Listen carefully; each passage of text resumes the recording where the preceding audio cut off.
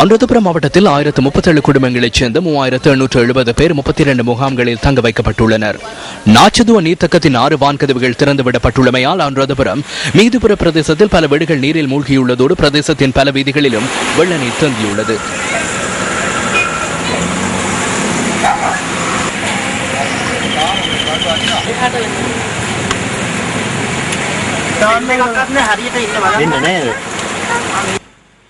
வெள்ளப்பெருக்கு காரணமாக அனுராதபுர திறந்தவெளி சிறைச்சாலையின் செய்கைகளுக்கும் பாதிப்பு ஏற்பட்டுள்ளன.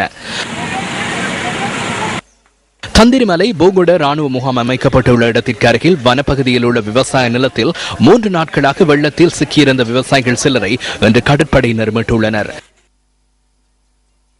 அதிக மழை காரணமாக மாத்தளை மாவட்டத்தில் 638 குடும்பங்கள் பாதிக்கப்பட்டுள்ளன. இந்த குடும்பங்களைச் சேர்ந்த 2220 பேர் தொடர்ந்து தற்காலிக முகாம்களில் தங்க வைக்கப்பட்டுள்ளதாக அனர்த்த முகாமைத்துவ நிலையம் தெரிவித்துள்ளது. மாத்தளை மாவட்டத்தில் மழை குறைந்துள்ள போதிலும் சில பகுதிகளில் வெள்ள நீர் தேங்கியிருப்பதை அவதானிக்க முடிகின்றது. தம்புள்ளை பகலவெவ பிரதேசத்திற்கு செல்லும் வீதி நேற்றைய தினமும் வெள்ளத்தில் மூழ்கியிருந்தது. மழை நீருக்கு அடித்துச் செல்லப்பட்டு தம்புளுவோயா பாலத்தில் சிக்குண்ட மரம் ஒன்று தம்புள்ளை மாநகர சபையால் அகற்றப்பட்டுள்ளது.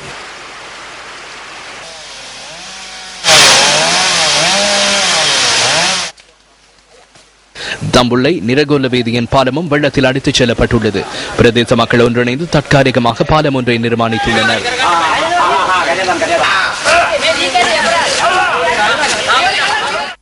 புத்தளம் மாவட்டத்தில் 375 குடும்பங்களைச் சேர்ந்த 1214 பேர் பாதிக்கப்பட்டுள்ளதாக அனர்த்த முகாமைத்துவ நிலையம் தெரிவிக்கின்றது.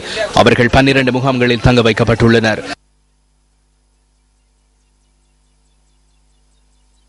கலாவோயா பெருக்கெடுத்துள்ளமையால் மன்னார் எலுவான் குளத்தின் பழைய எலுவான் குள கிராமம் நீரில் மூழ்கியுள்ளது.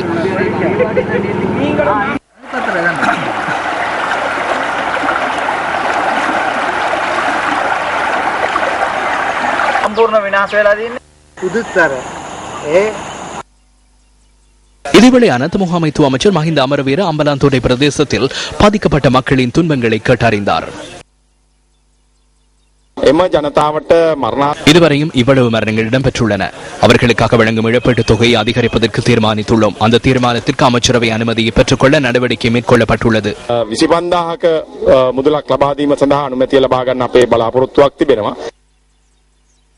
அதிக மழை காரணமாக விக்டோரியா நீர்த்தக்கத்தின் நீர்மட்டம் நேற்று முதல் அதிகரித்து வருகிறது.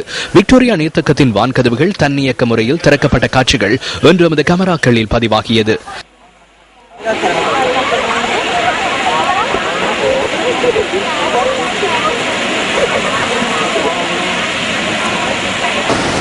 நுவரெலிய பதுளை பிரதான வீதியில் ஹக்கல பூங்காவுக்கு அருகில் இன்று மண் சரிவு ஏற்பட்டுள்ளது. இதன் காரணமாக இன்றும் இந்த பாதையூடான போக்குவரத்துக்கு இடையூறு ஏற்பட்டுள்ளது. இன்று காலை பதுளை உரகுணவில பகுதியில் வீடொன்றின் மீது மரம் ஒன்று விழுந்தமையால் வீட்டுக்கு பாரிய சேதங்கள் ஏற்பட்டுள்ளன. இந்த அனர்த்தத்தின் போது எவருக்கும் பாதிப்புகள் ஏற்படவில்லை என எமது பிராந்திய செய்தியாளர் குறிப்பிட்டார்.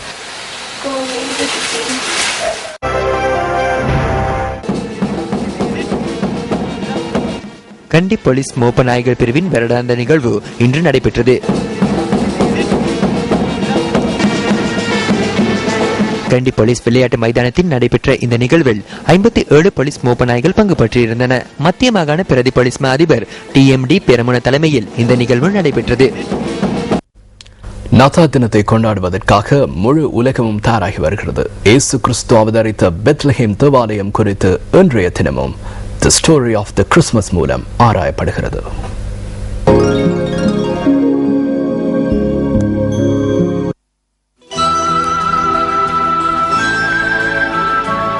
உலகின் பழமையான கிறிஸ்தவ தேவாலயங்களுள் ஒன்றான பெத்லஹேமில் உள்ள இயேசு பிறந்த தேவாலயம் இயேசு பாலகர் பிறந்த மாட்டுத் தொழுவத்திற்கு அருகில் கிறிஸ்துவுக்கு பின்னர் 327 ஆண்டிலிருந்து 333 ஆண்டிற்கு இடைப்பட்ட காலப்பகுதியில் நிர்மாணிக்கப்பட்டதாகும். கொன்ஸ்தாந்தினோபிலின் அரசியான ஹெலோனாவினால் அப்போதைய ஜெருசலேம் பேராயரான மாக்கேரியஸ் என்பவரின் கண்காணிப்பின் கீழ் இந்த தேவாலயம் நிர்மாணிக்கப்பட்டதாக வரலாறு சான்று பகர்கின்றது. அதன் பின்னர் சில தடவைகள் இந்த தேவாலயம் நவீனமயப்படுத்தப்பட்டுள்ளதாகவும் வரலாறு குறிப்பிடுகின்றது.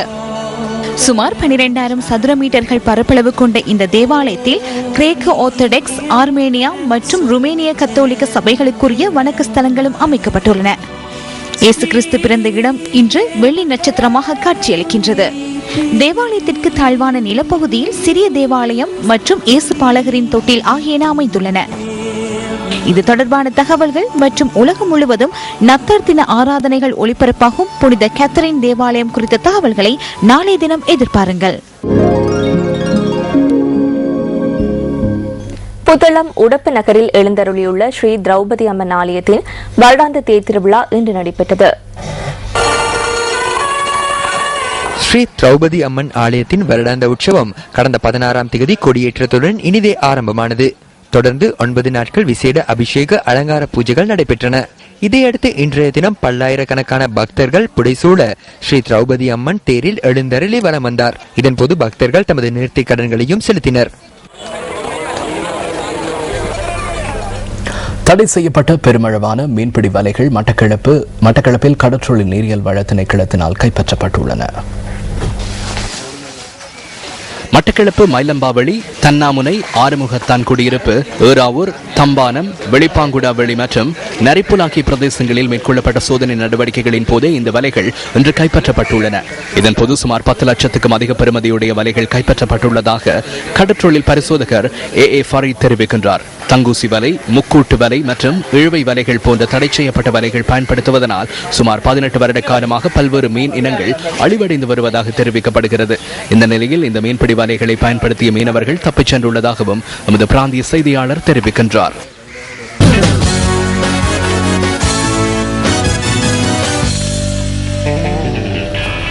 இலங்கை கிரிக்கெட் அணி தலைவர் மஹல ஜாவதன இன்று ஊடகங்களுக்கு தகவல்களை வெளியிடுவதற்காக அணி முகாமையாளரின் மின்னஞ்சலை முறைகேடாக பயன்படுத்தியதாக இலங்கை கிரிக்கெட் நிறுவனம் தெரிவிக்கின்றது. மஹல மற்றும் அணியின் முகாமையாளர் ஆகியோர் இலங்கை கிரிக்கெட் நிறுவனத்துடன் ஏற்படுத்திக் கொண்டுள்ள ஒப்பந்தம் இதன் மூலம் மீறப்படுவதாக நிறுவனத்தின் பிரதம நிறைவேற்ற அதிகாரி அஜித் ஜாசிகர குறிப்பிடுகின்றார். அண்மையில் நடந்து முடிந்த உலகக்கிண 2020 கிரிக்கெட் தொடருக்காக கிடைக்கும் பணத்தில் வீரர்களுக்கு வழங்க வேண்டிய 25% அணி மற்றும் அதனுடன் தொடர்புடையவர்களுக்கு பகிர்ந்து அளிக்குமாறு மஹல ஜாவதன இலங்கை கிரிக்கெட் நிறுவனத்திடம் விடுத்த கோரிக்கை தொடர்பான தகவல்கள் அண்மையில் ஊடகங்களில் வெளியானது. இதற்கு பதிலளித்த மஹல ஜாவதன ரகசியமானதும் தனிப்பட்டதுமான தகவல்களை ஊடகங்களுக்கு வழங்கிய காரணத்தினால் இலங்கை கிரிக்கெட் நிறுவனம் மீதான தமது நம்பிக்கை அற்றுப்போயுள்ளதாக கூறியுள்ளார். ஆயினும் அவ்வாறான தகவல்கள் எதனையும் ஊடகங்களுக்கு வழங்கவில்லை என இலங்கை கிரிக்கெட் நிறுவனத்தின் பிரதம நிறைவேற்ற அதிகாரி அஜித் ஜாசிகர தெரிவிக்கின்றார்.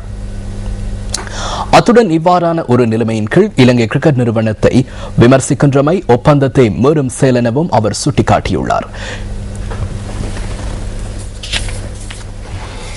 எவ்வாறாயினும் இது தொடர்பில் மஹல ஜாவதன மற்றும் அணியின் முகாமையாளரின் பதில் என்னவென தெரிந்து கொள்வதற்கு நியூஸ் ஃபர்ஸ்ட் மேற்கொண்ட முயற்சி பலன் அளிக்கவில்லை. மஹல அல்லது இலங்கை கிரிக்கெட் நிறுவனம் இது தொடர்பில் தமது நிறுவனத்தை இதுவரையில் தெளிவுபடுத்தவில்லை என இலங்கை கிரிக்கெட் வீரர்களின் சங்கத்தின் உப தலைவர் கேண்டிடி ஆல்வேஸ் கூறினார். அத்துடன் அது தொடர்பில் தமக்கு கருத்து தெரிவிக்க முடியாதெனவும் அவர் குறிப்பிட்டார். மார்டின் குப்பிலின் அதிரடி ஆட்டத்தின் மூலம் தென்னாப்பிரிக்காவுக்கு எதிரான 2வது 2020 கிரிக்கெட் போட்டியில் நியூசிலாந்து டக்வர்த் லூவிஸ் அடிப்படையில் 8 விக்கெட்டுகளால் வெற்றி பெற்றுள்ளது.